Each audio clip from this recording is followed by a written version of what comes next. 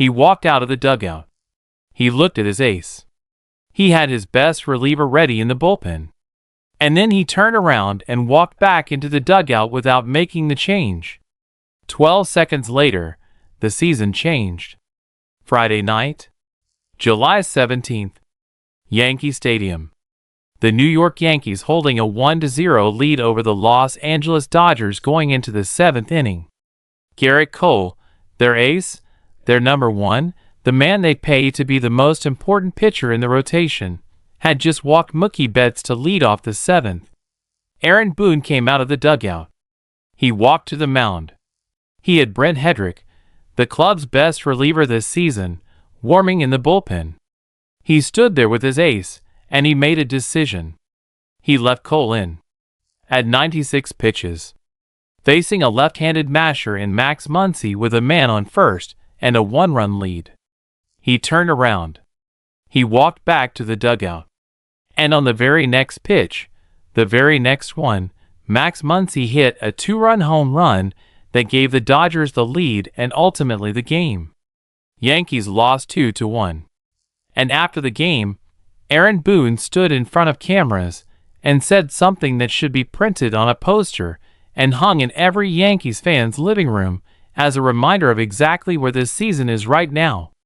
He said, "I probably should have grabbed him there. That's on me. Sometimes you've got to take it out of their hands." Tonight we are going inside the decision that backfired, the pattern behind it, and what it tells us about a manager who is running out of runway in the Bronx. This channel tells the complete story that the box score never captures. Hit subscribe right now, because today we are going inside one of the most talked about managerial decisions of the 2026 baseball season and finding out what it really means. Let's go! Let us start with the specific play-by-play of what happened Friday night, because understanding the exact sequence of events makes Boone's decision not just frustrating but genuinely inexplicable. Gerrit Cole had been brilliant. Through 6 innings against a Los Angeles Dodgers lineup that, on its best days, is the most dangerous collection of hitters in all of baseball, he had been dominant. 1 run allowed. Mowing through a lineup that features Mookie Betts and Freddie Freeman and Will Smith and the rest of the stars that Andrew Friedman has assembled in Los Angeles. 6 innings of that. The Yankees were winning. 1-0. Going into the 7th. The Bronx was alive. For a team that has been through everything this summer, Judge down, Stanton down, Max Fried down, Carlos Rodon down, for significant pieces of their roster missing all at once.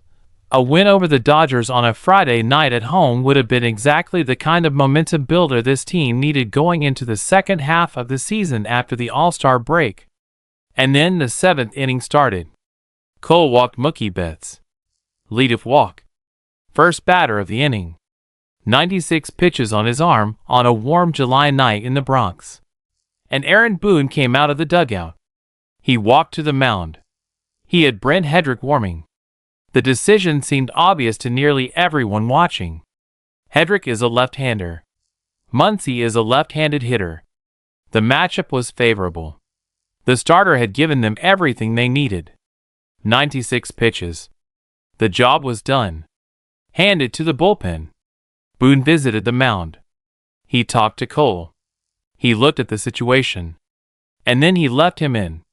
He walked back into the dugout, and he left his starter in at 96 pitches to face Max Muncy, a hitter who, on his good days, can make any pitcher look ordinary. And on the very next pitch, Muncy launched it over the wall. 2-run home run. 2-1 Dodgers. Lead gone. Momentum gone. Game effectively decided by a single managerial choice. After the game, reporters gathered around Boone's office. And he did the thing that, to his credit, he almost always eventually does. He was honest. He said, "I probably should have grabbed him there. That's on me. Sometimes you've got to take it out of their hands." He said the decision falls on him. Now here is where we stop. Because that admission, while honest and while genuinely admirable in its directness, is actually more damaging to Aaron Boone than if he had tried to justify the choice.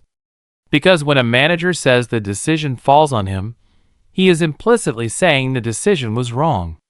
Not debatable. Not a reasonable gamble that did not work out. Wrong. He visited the mound with his best reliever warming. He had the information he needed to make the correct decision. And he made the incorrect one. And he knows it. That is not a mistake hidden inside a close call or a gray area. That is a manager who recognized the right answer, saw it clearly, and then did not act on it. Why? That is the question that does not have a comfortable answer. And it connects to a pattern around Gerrit Cole specifically that goes much deeper than one Friday night game in July. Let us go back to June 21st. Because this specific story, Boone's decisions around Cole, and how they have been backfiring, actually started before the Dodgers game. Before the All-Star break. In a series against the Detroit Tigers, Boone had pushed back Cole's scheduled start from Sunday to Monday. Extended rest. An extra day. The reasoning, Boone suggested, was managing Cole's workload coming back from Tommy John surgery. Cole had missed the entire 2025 season following the procedure, and this was his first full season back as a starter.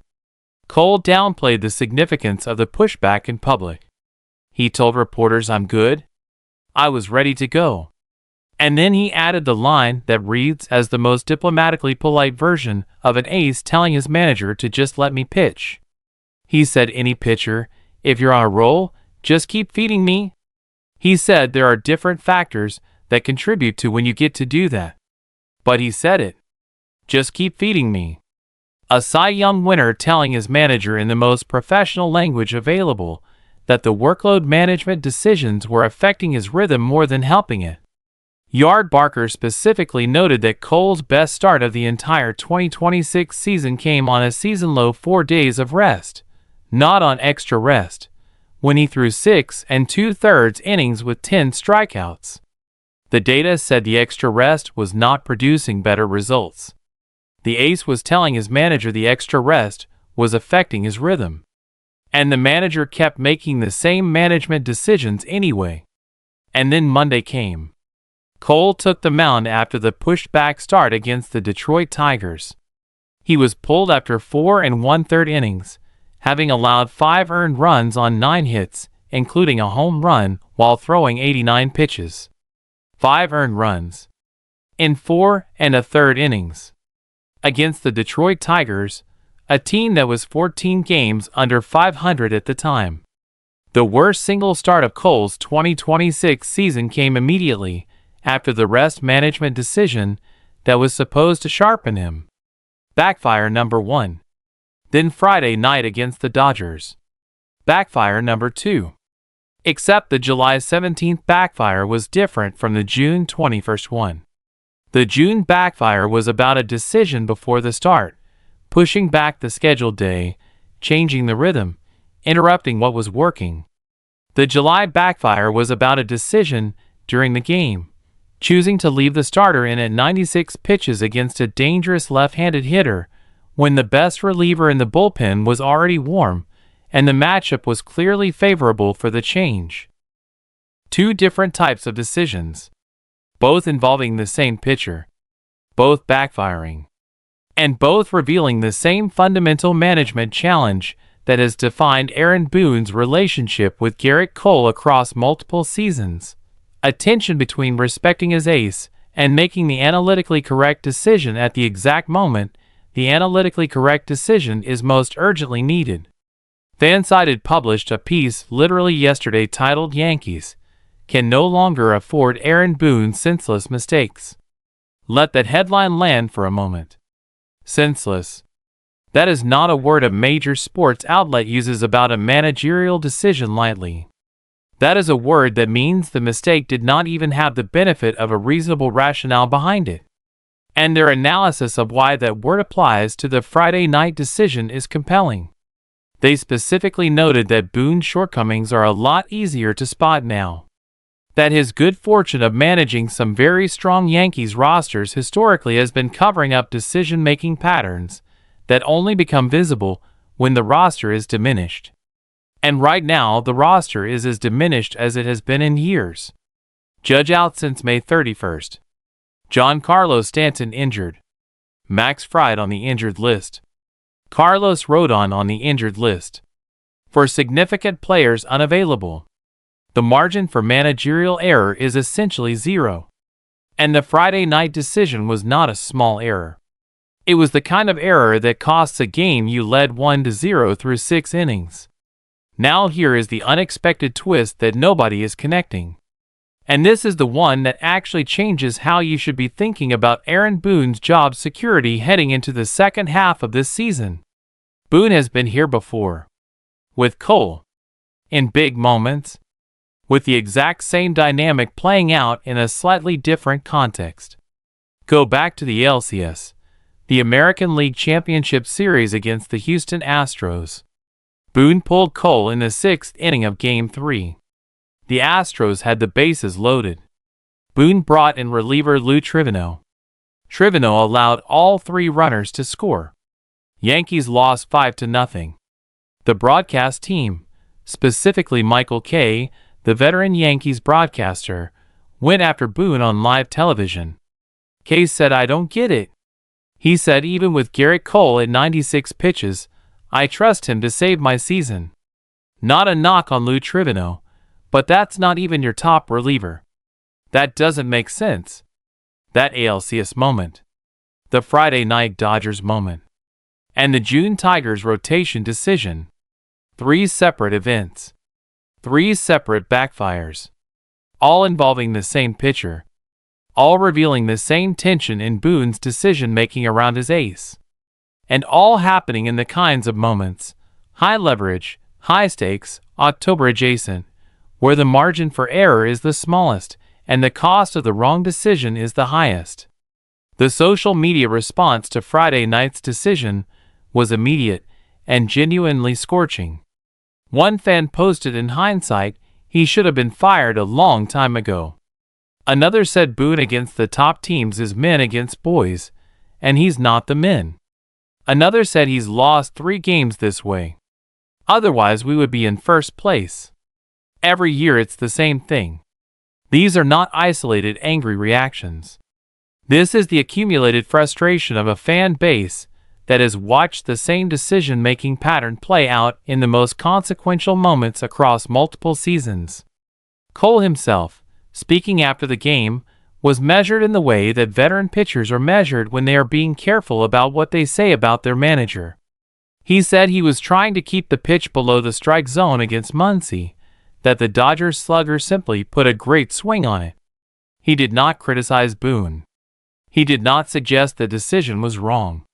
But he also said nothing that endorsed it. He described what happened on the mound the way a pitcher describes what happened on the mound when the blame sits somewhere else and they are choosing not to pick it up. Now let us think about the larger picture. Because the Cole decision and the pattern around it exist inside a genuinely significant organizational context for the Yankees right now. This is a team that swept the Washington Nationals before the All-Star break, looked like they had figured something out, came back from the break with momentum, and then immediately lost a game they led 1-0 through 6 innings because of a pitching change that the manager himself admitted afterward he should have made differently. The momentum of the pre-break sweep lasted approximately 1 game into the second half before a managerial decision evaporated it. And the specific game, it was lost in matters. The Dodgers are not the Tigers. The Dodgers are the defending World Series champions. They are the team with the deepest lineup, the best rotation, and the organizational resources to be a genuine October threat every single year. Losing to the Dodgers 2-1 on a Friday night in July because of a 7th-inning pitching decision is not a disaster in the standings. But it is a statement. A statement about the kind of detail and precision that the difference between beating the Dodgers and losing to them in October comes down to. And the statement this particular game made is not a reassuring one. Here is what we actually know about Boone's managing philosophy when it comes to Cole specifically. He trusts him. He trusts him sometimes to a fault. He has a relationship with Cole that goes back years, through the pandemic-shortened season, through the playoff runs, through the ALCS moments. That trust produces the impulse to leave him in the game when the conventional wisdom says make the change. And that trust has backfired in exactly the moments, the ALCS, Friday night against the Dodgers, where the trust over analytics approach has cost the most. The tension between trusting your veteran ace and making the data-supported decision is one of the oldest and most complex tensions in baseball management. There is a genuine case for trusting Cole. He is a former Cy Young winner. He is a competitor. He has been in those moments before and gotten out of them. The argument for leaving him in to face Muncy was not irrational. It was wrong. But it was not irrational. The problem is not that Boone made a judgment call. Every manager makes judgment calls. The problem is the specific combination of factors that existed in that seventh inning that made the judgment call far more difficult to justify than it might otherwise have been. 96 pitches. Leadoff walk. Left-handed hitter. Best reliever already warm. The information all pointed in the same direction. And Boone pointed in the other direction. And Max Muncy hit it out. And Boone stood there afterward and said, "I probably should have grabbed him there." That last sentence is the one that is going to echo in the Bronx for the rest of this season. Because it is not just an admission of a single mistake. It is a window into the decision-making process of a manager who, in the most critical moment of the biggest game of the post-break schedule, looked at all the available information and did not act on it. And in a season where Judge is out, where Stanton is out, where Fried is out, where Rodon is out, where the margin for managerial error is essentially non-existent, not acting on the available information is not just a tactical mistake. It is the kind of mistake that costs seasons. Aaron Boone admitted it. He said it falls on him. And for once, everyone in New York agrees with something their manager said. The question now is not whether the decision was wrong. He already said it was. The question is whether the pattern that produced this decision, the June 21st decision, and the ALCS decision before it, the pattern of trusting the veteran too long in the highest leverage moments, is one that Brian Cashman and the Yankees organization believe can be corrected. Or whether the breaking point that the title of today's story describes is something closer to what it literally says.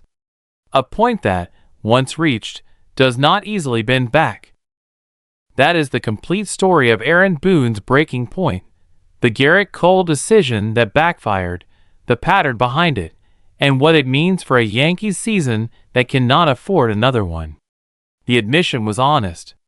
The pattern is undeniable. And the second half of this season is going to tell us whether this is a manager finding his footing or a franchise approaching a reckoning. Stay subscribed because this story is moving fast. Disclaimer: this video is made for entertainment and informational purposes only. All content is based on publicly available media reports, press conference transcripts, social media reactions, and sports journalism published at the time of production, including reporting from ESPN, SNY, FanSided, Heavy.com, Yardbarker, Pinstripes Nation, and The Big Lead. This channel has no affiliation with the New York Yankees, MLB, Aaron Boone, Gerrit Cole, Aaron Judge, or any individual or organization mentioned. All commentary is for entertainment purposes only. Please consult trusted sports outlets for verified information. Thank you sincerely for watching. Aaron Boone walked out of the dugout. He had his best reliever warm. He had the information. And then he walked back into the dugout without making the change. 12 seconds later, Gerrit Cole gave up a 2-run homer to Max Muncy, and the Yankees lost 2-1. After the game, Boone admitted, "I probably should have grabbed him there. That's on me." In this video, we go inside the full story, the exact 96 pitch count, the Mookie Betts walk, Brent Headrick warming and used, the June Tigers pushback decision that also backfired, Cole's hint to just keep feeding me, the ALCS parallel from before, and the specific pattern in Boone's Cole decisions that FanSided just called senseless. Hashtag Aaron Boone, hashtag Gerrit Cole, hashtag Yankees. The most complete breakdown of the decision that backfired. Watch every minute. For entertainment purposes only. Based on publicly available sports journalism published July 2026.